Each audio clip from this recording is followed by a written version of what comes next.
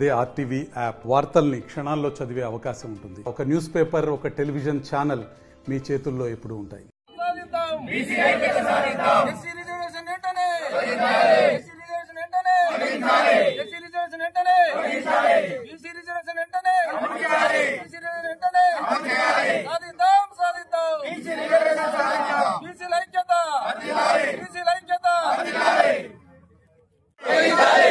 సాధిద్దాం సాధిద్దాం సాధిద్దాం సాధిద్దాం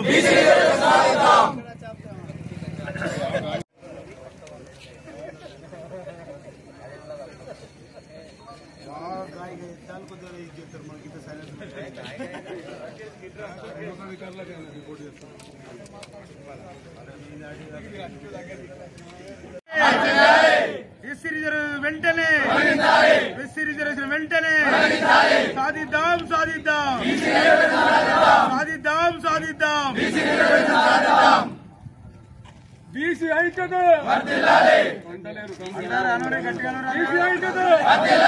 బీసీ ఐక్యత ఎస్సీ రిజర్వేషన్ వెంటనే ఎస్సీ రిజర్వేషన్ వెంటనే 100% బీసీలున్న కాడ 100% బీసీలున్న కాడ అధికారులు ఉన్నతాధికారులు ఇక్కడ ఉన్నటువంటి ఎస్టీ ఓటర్లు 4 ఎస్సీ వాళ్ళు ఎవరు లేరు. గతంలో కూడా ఎస్సీ వాళ్ళు ఎవరు లేకున్నా గానీ ఒక 2 వార్డు మెంబర్లను ఒక వార్డు మెంబరు కేటాయించడం జరిగింది. మరి తమాషా ప్రకారం 2011 సర్వే ప్రకారం ఎస్సీలు ఉన్నారని వారు SC reservation sarpanch ward members 2 ఎస్సీలను కల్పించడం ఇది విడ్డూరంగా ఉంది. మరి 2019లో గ్రామ పంచాయతీ డివైడేషన్ అయినప్పుడు మరి అప్పుడు ఎస్సీలు ఏమున్నారు, జీపీలో ఎస్టీలు ఏమున్నారు అన్నది ఆ సర్వే ప్రకారం ఇక్కడ చూసినట్టయితే ఈ పెరకపల్లె గ్రామంలో 99% బీసీలు ఉన్నారు. మరి దీన్ని 2005 ఎలక్షన్లో ఎస్సీ సర్పంచ్ అని డిక్లేర్ చేయడము, మరి వార్డు మెంబర్స్ లో కూడా 2 ఎస్సీ అని డిక్లేర్ చేయడం ఇది విడ్డూరంగా ఉంది.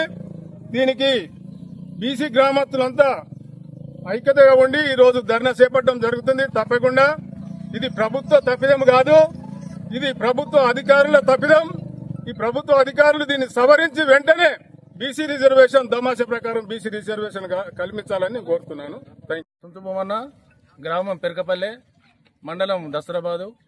మరి పెరకపల్లె గ్రామంలో 100% మొత్తం బీసీలు ఉన్నారు. ఒక 2 ఇండ్లు మాత్రం ఎస్టీ ఉంటాయి. ఎస్సీ అనేది ఓటర్ లిస్ట్ లో ఒక పేరు కూడా లేదు. మరి ప్రభుత్వం దాన్ని ఎస్సీకి కేటాయించింది. మరి ఎస్సీ ఎవరు లేరు కాబట్టి దీన్ని వెంటనే బీసీకి అమలు చేసి కలెక్టర్ గారు శ్రద్ధ చూపి బీసీకి అమలు చేయాలని ఇక్కడ పెద్ద ఎత్తున ధర్నా చేస్తున్నాం. కలెక్టర్ గారు వెంటనే స్పందించి దీన్ని ఎస్సీని తీసేసి బీసీ చేయకపోతే జిల్లా హెడ్ క్వార్టర్లో పెద్ద ఎత్తున ధర్నా చేస్తామని కలెక్టర్ గారు కోరుకుంటున్నాం. మరిన్ని వీడియోస్ కోసం ఛానల్ ని సబ్స్క్రైబ్ చేయండి. లేటెస్ట్ అప్డేట్స్ కోసం వాట్సాప్ ఛానల్ ని ఫాలో చేయండి. అండ్ లింక్ డిస్క్రిప్షన్ లో ఉంది.